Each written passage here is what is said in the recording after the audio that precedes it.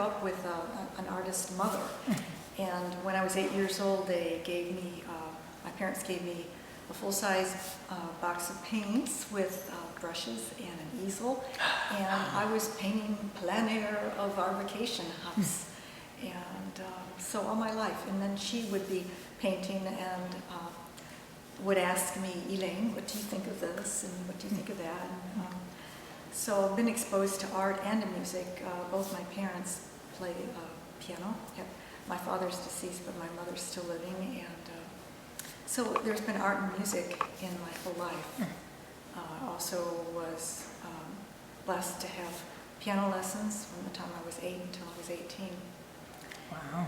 And I think that fostered an art-music connection in me, and a sense of being able to experience the visions of sound, because that's what it is that I'm fascinated by painting. And since I was a little girl, I've always have been able to see visions when I hear sound.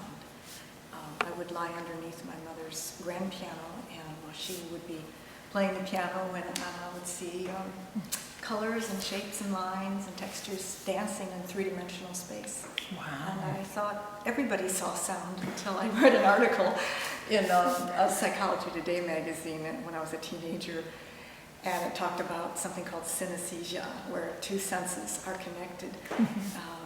So I thought, oh my gosh, other people can't see sound, how can that be? But it's been something that has been a very enriching part of my life. I feel like it's a gift from God. It's wonderful when I listen to music, for instance. I'll close my eyes and it's like watching a video. Wow. So the current exhibition that I have here is about the wind in the Blue Ridge Mountains. I've taught at other universities, and when I've taught foundation classes or painting classes or design classes, I will incorporate a project in there called Synesthesia Music and Art.